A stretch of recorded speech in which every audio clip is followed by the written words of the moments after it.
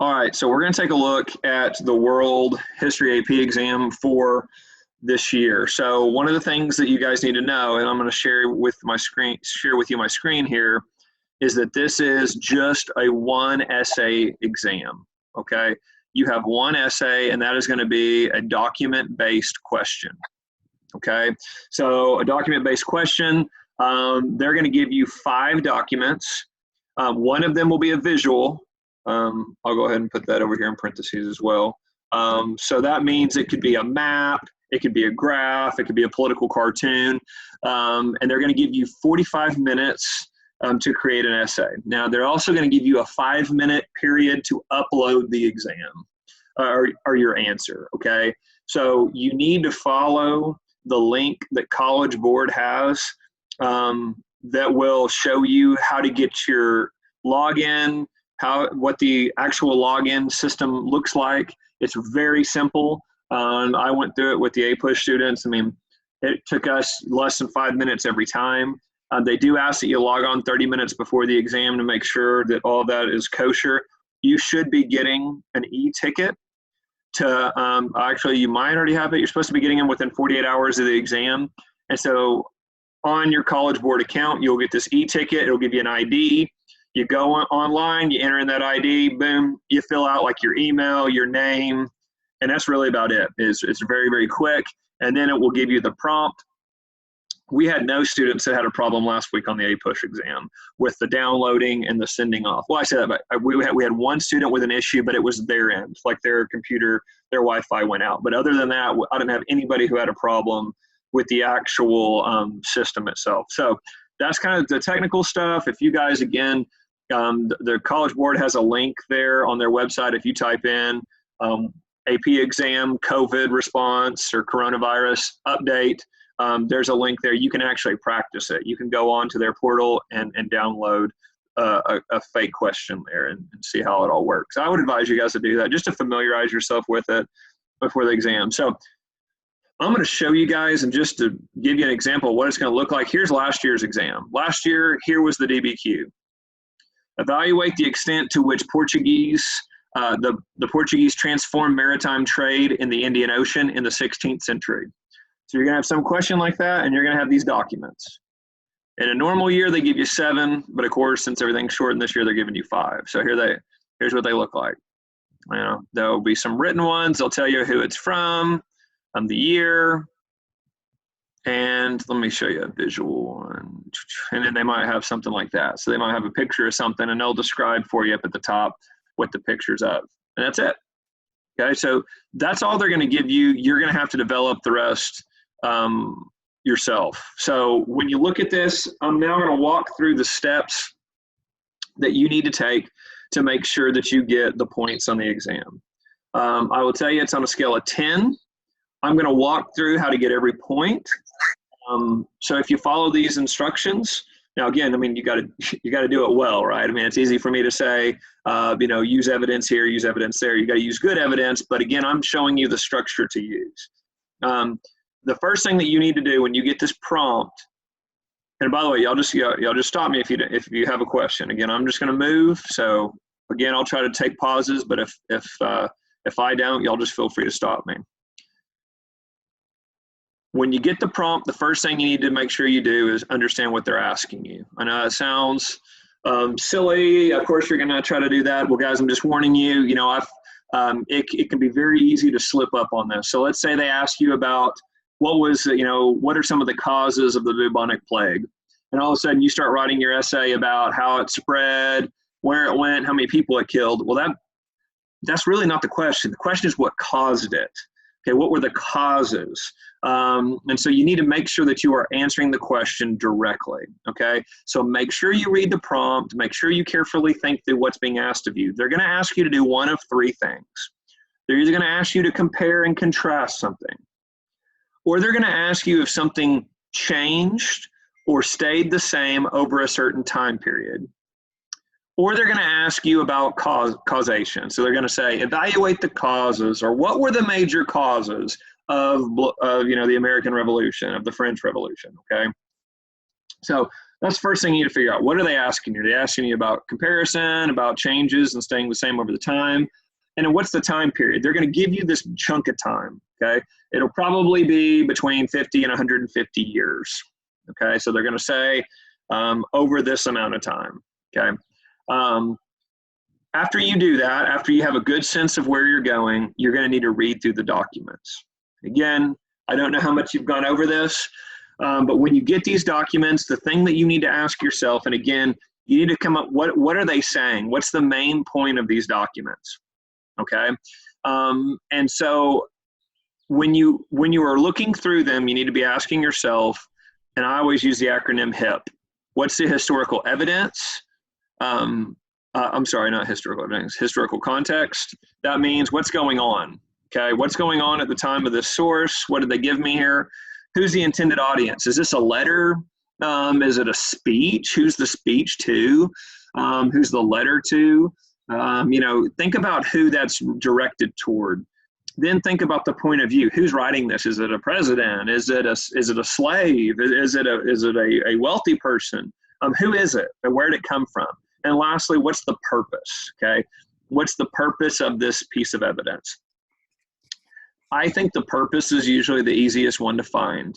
So guys, I'm not saying you have to do all four of these things. I'm saying you need to do at least one of them. Okay. So sometimes it's like easy. It's like, oh, well, it was written to Congress, so I guess they're trying to change Congress's mind. That's the intended audience. Sometimes it's that easy. But if you struggle with this, just really focus on the purpose. What's the purpose of this document? And to get points using evidence, you have to show that you've analyzed the evidence. These four ways are ways that you analyze it. If you talk about its purpose, who it was meant for, who wrote it, like what was their point of view, or what was going on at the time period, the historical context, that's proper analysis. So don't get hung up on, well, what does it mean by analysis? That's analysis, okay? Those are four ways to do that. The next thing that you need to do is you need to be grouping them, okay? Now, when I say grouping them, I mean you need to be grouping them in things like, are they political? Are they economic? Are they about gender? Are they about trade? Okay, think of those really high categories. And one of the documents I shared with you is going to help you in that organizational process. But guys, sometimes in the actual prompt itself, they will give you categories. They will say, describe the economic and political changes during this time period. I mean, so boom, there's your categories. Okay, but sometimes they'll say, evaluate these causes of, World War I.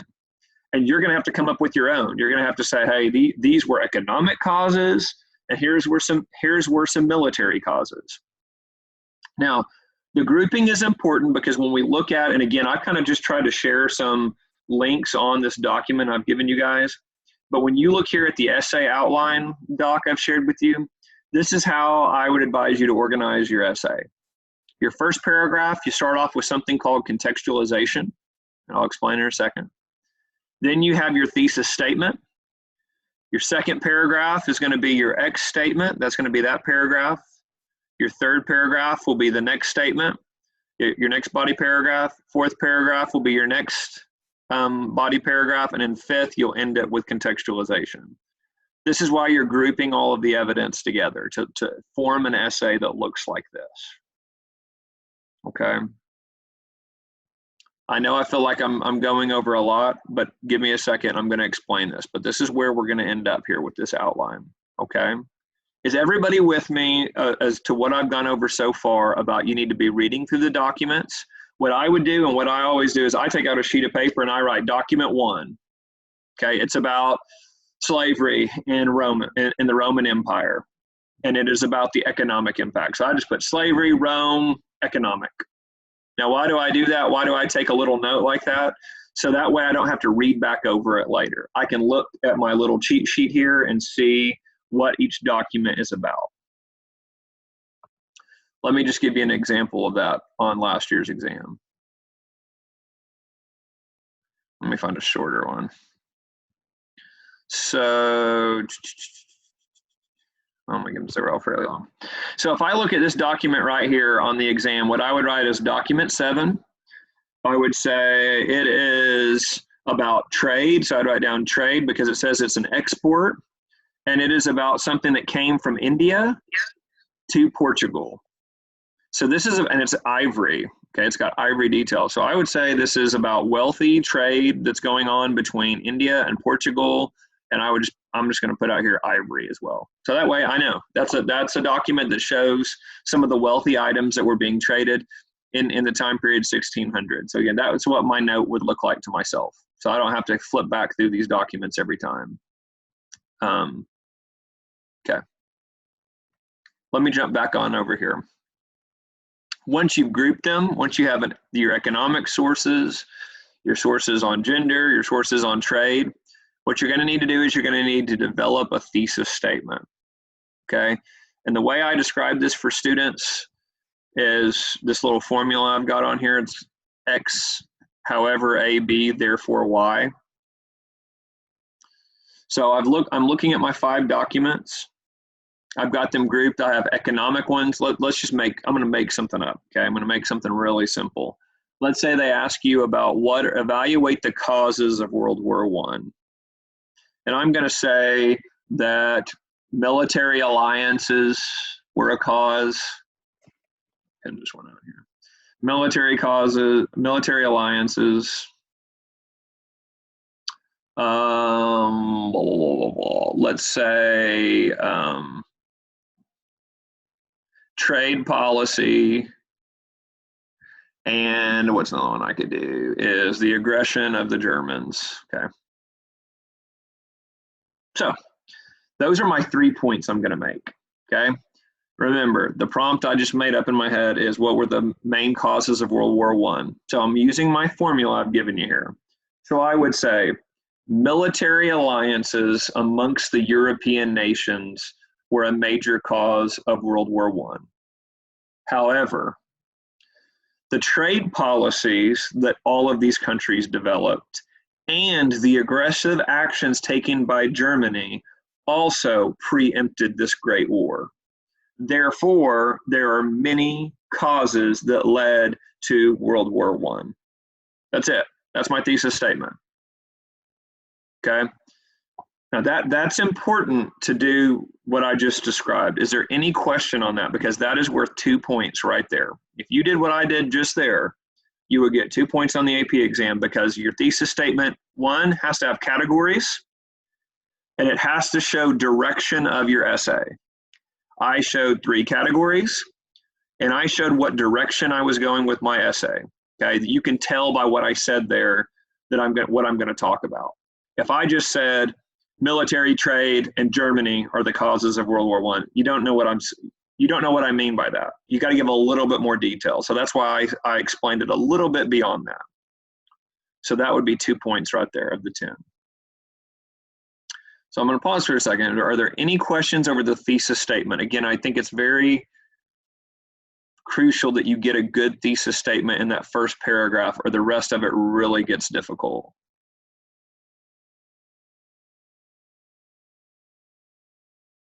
Had y'all done something like this about a thesis statement?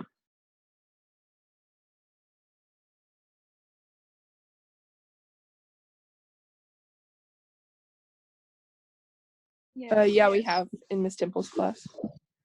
Okay, good. All right. So I want to take a step back really fast. We've got that set up. And by the way, those are your body paragraphs. Okay, remember my little silly example there? I'm going to do a paragraph over military alliances. I'm going to do a paragraph over trade policy. And I'm going to do a paragraph over how Germany was being aggressive. Okay. The first paragraph right before now, and this is the order I would do things. I would write that thesis statement. Now I'm getting ready to put it on paper, right? I'm getting ready to write it down or type it out, whatever you prefer to do on this exam. You need to start your paper with contextualization. And what that means is you need to give background to what happened before the topic. Okay? If you've ever seen the Star Wars movies, you know how it always starts with in a galaxy far, far away, and it's like blah, blah, blah, Princess Leia got captured, blah, blah, blah, blah. Okay, so it's like telling you what just happened right before. That needs to be 2 to 3 sentences to start your essay. You need to do that. okay? And you need to use as much specific evidence as you can. So let me give you an example, again, using my World War I example. I would say the Spanish Empire, the British Empire, and the French Empire have begun to colonize the world from the 1500s on. They are taking colonies in Asia and Africa and controlling them for their resources. Because of this imperialism, these countries have found themselves fighting each other across the globe. Now, that is going to lead to a much bigger war that will occur in the 1900s. So notice what I've done. I've set up, I'm still talking about wars. I'm still talking about the same countries. I've given the reader background information as to what happened before these great wars that they have been fighting. I told them what they've been fighting about. They've been fighting over land. I used words like imperialism, colonization. I gave specific countries. I said, what did I say? Spanish Empire, French Empire. Okay, that's a point also. And again, what you're doing is you have to prove to them that you know what was going on before and after what they've asked you about. You can do 2 or 3 sentences on the first paragraph, and then notice what I have at the final paragraph. Your final paragraph needs to be what happened after. Okay, and it's the same thing, but after the war. That's one more point. Okay, so again, you want to be specific. If you can use proper nouns, person, place, thing, idea, or event, that is what they're looking for. Do you know what happened beyond this one event they've asked you about? Okay, so notice what I've just shown you. If you do the thesis and you do a contextualization before and after, that's 4 points. Okay, so we're trying to get to 10. By the way, if you get 6 or 7, you would have passed the exam. So you don't have to be perfect. You just have to get enough points. So let's keep going. And again, y'all just need to stop me if I'm going too fast through some of this. I want to show you an example of how I would have answered the one from last year here at the end. So I hope that'll kind of help put everything together. So we've got our body paragraph. So now we've got to use the evidence. Now, how do you use evidence? Okay, guys, you can literally say, in document A, it shows that Germany invaded France because they were looking to control the Rhineland. I mean, whatever. You can say in this document, it shows blah.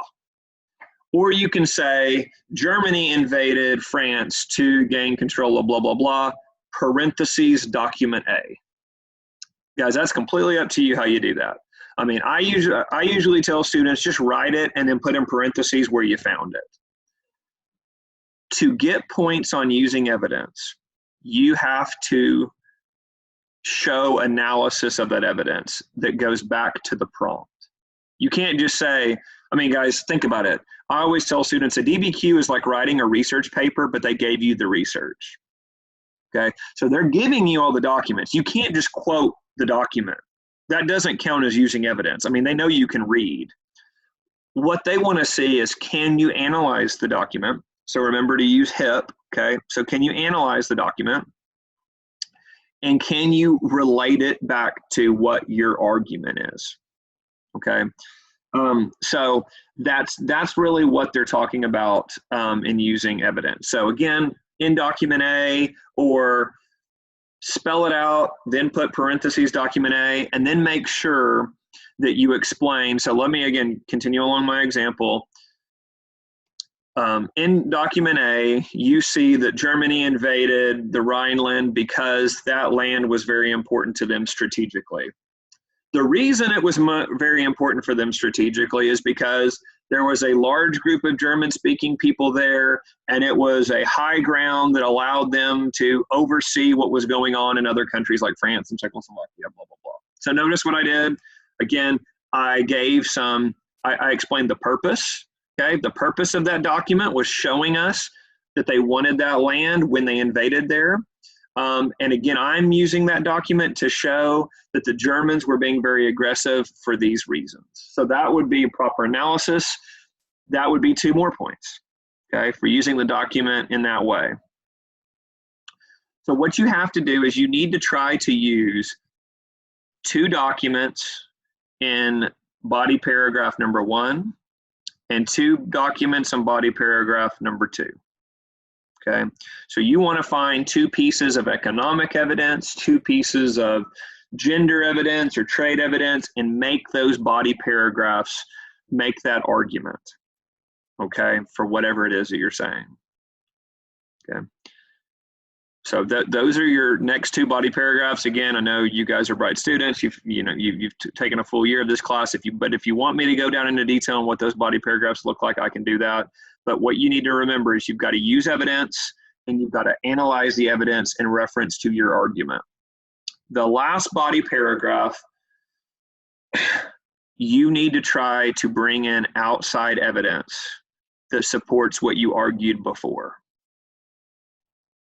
Okay, so if your argument has been, like let's use my argument from earlier. I said military alliances, trade policy, and an aggressive Germany, or whatever you use there at the end.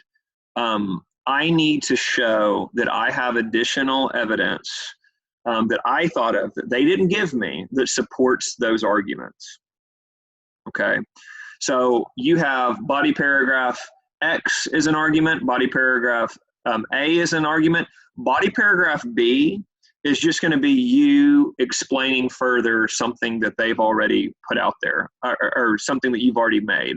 So if I argue about military alliances, I'm going to say, the Treaty of Versailles is another great example of when the European countries tried to form alliances to prevent a war, but a war still occurred. I could say that, there were other times in the past that the British and French had fought before, and that the Spanish Armada had also engaged in warfare prior to this, trying to control trade routes. So whatever it is, notice what I'm doing. I'm saying, look, these are other pieces of evidence you didn't give me that would also work in this essay that would support my point. You need to come up with 2 pieces of additional evidence to get those points in that final body paragraph, paragraph 3. So I wouldn't argue anything new with your B point. All you're doing is making the argument that I found additional, or not I found, but I know other additional pieces of evidence that support what I've already said. And then in the final paragraph, you just simply say, okay, now again, I've used the example about World War I. I would say after World War I, the countries, signed the Treaty of Versailles, but they continued to be at odds with one another. Germany was mad that they were blamed for World War I. There was a Great Depression that hit across the world that really caused the countries that were negatively impacted by World War I, like Italy and Japan, to grow further frustrated with world affairs. This leads to another confrontation in which the British and French are fighting against the Germans and the Italians. This would be World War II. And we continue to see the country devolve into 2 separate factions. Okay, so notice what I did there. I gave 3. I would do this a little bit longer. I would do 3 to 5 sentences in your final paragraph. But again, at this point, guys, you're going to be running out of time. So you just need to put together that final paragraph as best you can, telling the reader what happens next. And that's your essay. Okay, so that's it. If you did everything I just said in the way that I described it, that would actually be 9 points. There is an additional point that you can get, and it's called complexity. You can get a complexity point by making an argument. And guys, by the way, if you're a little overwhelmed at this point, or if everything seems like a lot, don't worry about this. It's very hard to get. But the complexity argument would be that you show some nuance to something you said. So for example, if I said that Germany was really aggressive and that started World War I, if I made a couple of sentences and said, Germany was really aggressive towards their Western neighbors, but they actually were not aggressive towards their Eastern neighbors like Russia before World War I, because they had a pact with the Russians in order to get certain trade items from them. So they were not concerned with fighting the Russians. They were simply concerned with gaining back the territories on their Western front that were German speaking. So notice what I did there. I made an argument, but I said, hey, it's actually kind of complex because they're not always aggressive. They're just aggressive in this specific way, but in some other ways they're not aggressive. I showed complexity in my argument there. I showed that, look, I know that they're not always aggressive. Again, that shows a depth of understanding that they give that extra point to. If that sounds like a lot, don't worry about that. Again, a passing score will most likely be a 6 out of 10 on the exam. So worrying about that is not a crucial point for you. I did want to show you, though, that would be all the points that you could get there on the exam. Any questions here before I walk us through one? Again, I want to make sure that I'm helping you guys. I mean, I want to make sure that if there's something that I just went over a lot, again, normally I would never do this in like one sitting. But again, I'm hoping that showing it to you, and again, you guys having gone through a lot of this, some of this is ringing a bell, or at least some of this is connecting with some things you've already done. Is there anything before I show you last year's question and show you some of the ways you could have answered it? Is there any other feedback for me on what I've gone over?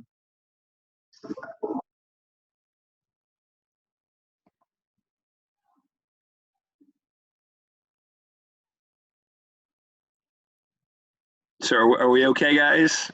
Are you all with me? Like, you feel okay with what I've just explained?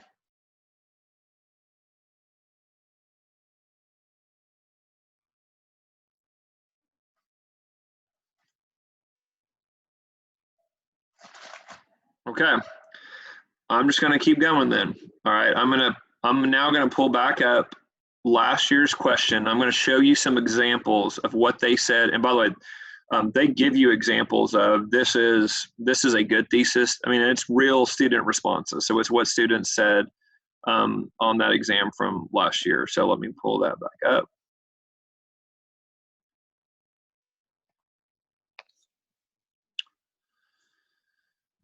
So remember, I'll go back up and make sure you guys remember that prompt I gave you here.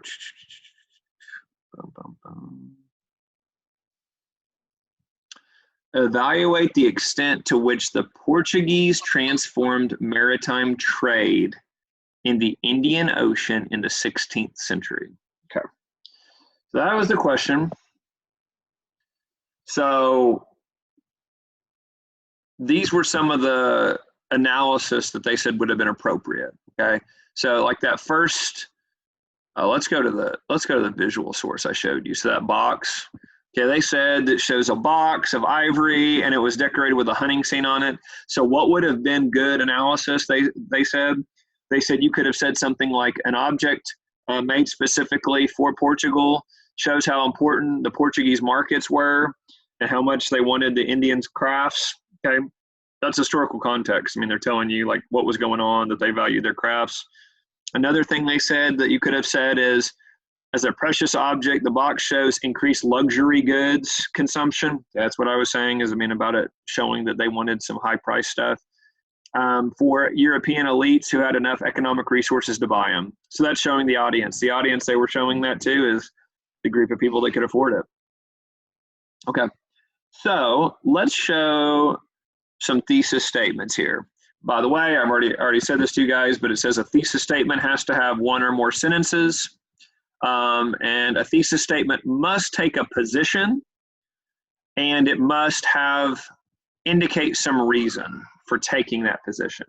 So again, you have to have categories, those are your reasons, and you have to make sure that you have a direction, that you're making an argument, you're addressing what they've asked of you, okay? So here's an example of an acceptable thesis. Although the arrival of the Portuguese was a very important change in the Indian Ocean maritime trade in the 16th century, it did not completely transform trade, as the Portuguese never extended control beyond a few ports that had to compete with the Indian merchants and regional states, such as the Ottoman Empire and the Sultanate of Akkha. Okay, so would that be acceptable? Absolutely. That's actually a really, really good thesis statement.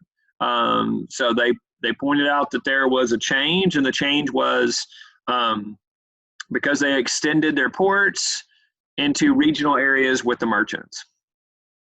Let's look at another one. This is, again, a good thesis statement. The Portuguese brought a few changes to the Indian Ocean trade networks, but mostly Indian goods, including spices, continue to be traded locally or to Middle Eastern and Chinese markets as they had been for centuries before. Okay, that's a lot shorter, and that works perfectly fine. Notice they said it brought few changes. So again, they're addressing did it change or stay the same, but mostly with spices, that they continue to be locally traded as they had been for centuries before. So they made a statement, and they show what their categories were that they were going to argue along those lines. And then the next one, this is an even shorter one. The Portuguese transformed maritime trade in the Indian Ocean in the 16th century by taxing non-Portuguese ships that traded in the region. Okay, so he said they transformed it, so it changed. How did it change? They were taxing ships. Well, where were the ships they were taxing? That were traded in the region. So they taxed ships that were in the region. So I think that one's really, really close to not being enough, but they did give them credit on that. And it says with a minimal accepted response. Again, I suggest you guys use at least two categories, okay, that you say, these are two ways they changed, okay, or these are two ways they did not change. So X, however, A, your other category, okay, so those are two categories right there. X, however, A, and then you just say, therefore, it changed a lot or it didn't change a lot, whatever, okay. So they give you some examples that were not good thesis statements. I really don't want to go over all the not good examples. Contextualization. Again, I already told you guys about how to do that. Let's look at one of their examples for good contextualization. For centuries before the arrival of European merchants, the Indian Ocean had been the center of flourishing trade routes connecting India to East and Southeast Asia, as well as East Africa and Egypt and Arabia. Yeah, so I mean, what did they say? They're explaining that this had been the center of trade before this point. They gave you some specific areas. Yeah, that would be good. That would be good to get the point. Another example is Portugal's naval advances, such as stronger ships, allowed the Portuguese to engage in transoceanic trade. There you go. It told you that they had stronger ships they had developed just before this time period. So that's another good piece of contextualization. Let me see here. They have some examples here of describing the content of the document. So what does that look like, guys, when they explain that, when you explain that in your essay? So they show you the example of like putting it in parentheses. So document 3, the anonymous Portuguese court official is arguing that Portugal should do all it can to prevent merchants from establishing a direct trade route. Okay, so it's explaining you the purpose of the document.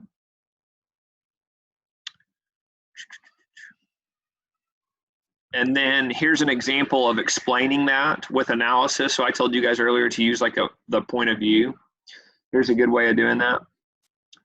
It says, document B, Duarte Barbosa, a Portuguese official stationed at the trade post on the Malabar coast, described the great wealth and independence from political authority that Muslim traders in Calcutta had been enjoying before the arrival of the Portuguese. Barbosa states that Muslims would have taken over the coast if the King of Portugal had not discovered India and made himself the master there. A statement that demonstrates how the Portuguese government official, he is biased against Muslims and is willing to trumpet Portuguese achievements. So that's an explanation of why he did that. So that's an explanation of the author's point of view. That's his point of view. They're saying that he is biased against Muslims. He doesn't want Muslims in the area. That's why he said he did not want a trading post there. So again, that's a good explanation of the point of view. And then they actually have some of the essays here. So they actually show you guys examples on the College Board website of what were good essays and what were not good essays. So that's my general overview of what your essay needs to look like. And what I would like to do now is then go over some of the ways I would study here in your last like 48 hours. So the other thing that I've shared with you guys attached to that study guide document is it says review by era graphic organizer. So I hope you guys know this, but they can only ask you questions up to 1900. So they threw off like World War I, World War II questions because of the end of school being like it was with the coronavirus. So you can only be asked questions from 1200 to 1900. And here are the categories here that, you know, this is kind of what your units are called. Your book is slightly different, but it's pretty close. So the first one is global tapestry. So that's just the beginning of these empires in the 1200s. Next is networks of exchange. So this is your chapters on like the sea roads, the sand roads. What I missed? And Silk roads. Okay. Next is your land-based empires, 1400s to 1700s. This is really the growth of Europe. Okay, this is the European powers growing. This also is the Ottoman Empire growing. Then all of a sudden you see transoceanic connections. So this is when the East and the West begin to be connected. So that's through a lot of the European trade. Then revolution, that is a lot of, you know, you got the French Revolution, the American Revolution, the Haitian Revolution, the Spanish Revolution. And you have the ideas that surround that. So you have your Enlightenment period, you have the Age of Reason, you have all those type of intellectual movements. And then you have the consequences of industrialization. So that's, you know, largely, you know, your factory workers, the growth of a middle class, and the growth of modern economies. That's the real high level categories they can ask you. So I want you to think about what I've said so far, which is they're going to ask you one question, one document-based question, and they're going to give you, a lot of resources. What you're going to have to be able to do is you're going to have to be able to really think very quickly about what is going on in the time period they are talking about. So what I think would be great for you guys to do is, again, I had APUS students, they use flashcards. Some of them use this graphic organizer. But what I would do is I would just jot on this piece of, on this document, what do you remember from 1200 to 1500 that dealt with society, that dealt with politics, that dealt with foreign relations, and just jot them down right there. And look over this several times so that you have some background knowledge of what was going on there. It's a great way to just quickly refresh over the time periods. And notice it spells SPICE T. Okay, that's another little acronym there, but society, politics, interaction, culture, economy, and then technology. So I think this is, you can share this document, all of you can work on it together and just kind of build yourself out your own little study guide there. I think that's helpful. I think that you don't want to try to read a bunch of, you can't reread the book. Okay, I hate to break it to you, but you can't read 1,000 pages in 48 hours and retain it unless you guys are just like complete like geniuses. So the best way to do it is to do these type of reviews, really high level, really make sure you get the themes. Okay, they're going to ask you about a theme. They're going to ask you about trade. They're going to ask you about international relations. Like it's not going to be this ultra specific thing. It's going to be these themes that are spread across all of your units. So if you study that way and can remember some of the big items that were dealt with in these time periods along those themes, I think that helps a lot. The other thing I have it here linked at the bottom, Fiveable. I think they do a pretty good job. They have their own little study guide out here, and if you click on that link, it'll take you here, and it's this guy, he's taught it for years. And if you click on the unit, it takes you to like, oh, here's the summary of the unit. Here's some videos that describe the unit. Here's some practice questions over the unit. Yeah, just little stuff like that. And here's some more videos over the unit. I think that's a good little quick thing to do to help prepare as well. So I have that study guide attached on there also. I have the link here on this front page as well. Okay, so I have that on there. And then I have the essay outline. Again, I showed it to you earlier. It's just the whole, you put this in the first paragraph, you put this in the second paragraph. And by the way, guys, on the exam day, you can have this sitting out on your table. Like that's not cheating. They don't care. I do want to warn you all that 45 minutes to write this essay is not a lot of time. So I wrote one day with the APUSH students, and like I just wanted to show them, like, guys, you're not going to have time if you think that you're going to like wait to see what the prompt is and look up all this information about it. Like, you are not going to have enough time. You're going to get the prompt, you're going to read the documents, you're going to organize them rather quickly, you're going to start writing the essay, and guys, before you know it, and by the way, you're going to have a little timer on the bottom of your screen that's going to be counting down. Okay, so it's probably a good time. Probably should have said this at the beginning, but I'm going to go ahead and say this now. Don't stress out. I'm going to tell you, I haven't met you guys, but I'm going to tell you, it says a lot about you that you took an AP class as sophomores. It also says a lot about you that you're going to sit for an AP exam as a sophomore. So I know that I'm really talking to some of the cream of the crop right here, some really, really good students. And guys, listen, there is no, there's nothing bad that can come from this. Guys, if you don't do well in the exam, if you don't pass it, well, you know what? You know, you guys are like 15, 16 years old. It's really not that big of a deal. It's a good life experience for you. I mean, the worst thing that they can do is say, look, we don't think you're ready to get all this college credit yet. I mean, guys, that's not in the large scheme of things. It's nothing to stress yourself out about. I want you to do as best you can, and I hope you guys do well on the exam.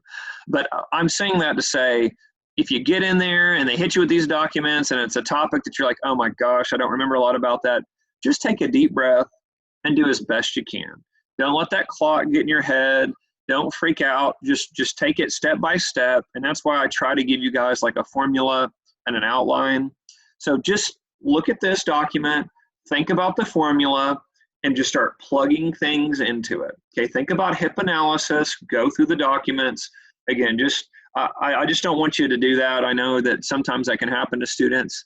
But again, I think that you guys, you need to feel good about where you are, and you need to feel not overwhelmed. Again, it's going to be a hard exam, but just do as best you can. So I just say all that to say, you can't expect to look things up during the exam. If you want to have this sheet out, that's great. I think you can have time to go, okay, just in case you forgot the layout. I also think I included this worksheet here. Again, it's not mine. Someone else going to put this together, and I think it works for the exam. Is they said, hey, here's a little worksheet. You can just like jot it down here, you know, write down each document. What's the main idea? What's some HIP analysis there of it? What kind of, can you think of any outside evidence that would support that point? And just write it all down in one spot, and then write your thesis there. I don't know if this helps. You might look at this, just it's basically what I've been telling you guys this whole time. I just don't know if you're struggling about how am I going to jot notes down over this stuff on the exam, it might be good to print this off and just jot everything down on here. I don't know. I wanted to include that just in case. Again, for me, what I like to do is I just write down document 1, 2, 3, 4, 5, and I just jot stuff out beside it. Okay, this is a picture of a king. This is showing about all the wealth he had and how he liked trade because he got a lot of money off of it.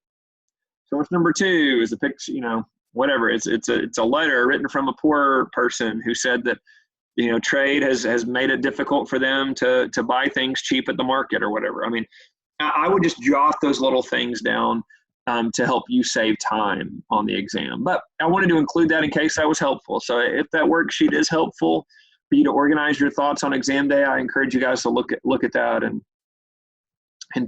think about using it.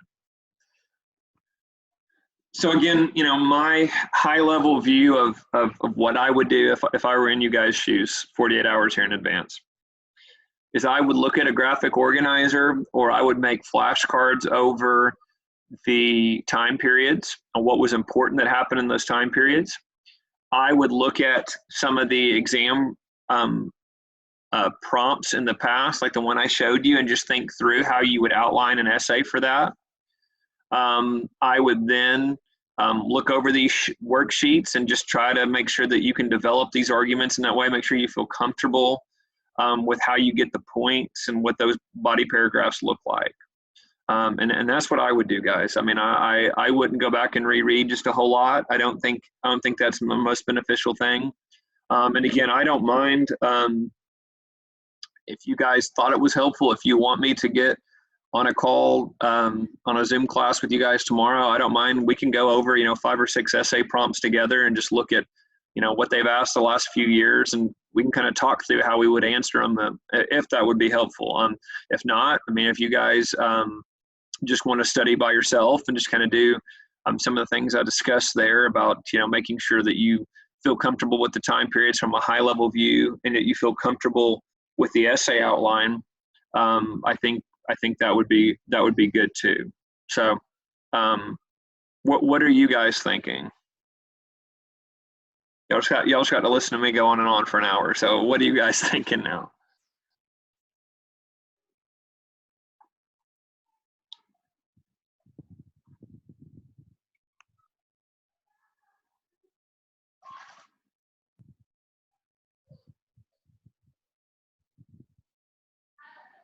All right, guys, give me some feedback. Did I put you all to sleep? Yeah, you tell me. Like I said, I don't mind putting together some prompts for tomorrow, but if you guys are feel like it would be better off for you guys to just study by yourself, if that's kind of, and I have good, I have some students that are like, hey, just kind of give me an overview and let me get in the zone, and I'm just going to study, and I'm, that's what I do. That's, you're not going to offend me, obviously. So, but if you want to do this again, I don't mind. I could shoot you guys an email and come up with a time tomorrow. But do you want to do that? Is there any other questions for me at this point, guys? Is there anything I can clarify while I've got you all on here right now? I feel like going over prompts tomorrow would be helpful. Okay. What would be a good time? I think that was Carson. What would be a good time for you guys? Let me look at my calendar real quick.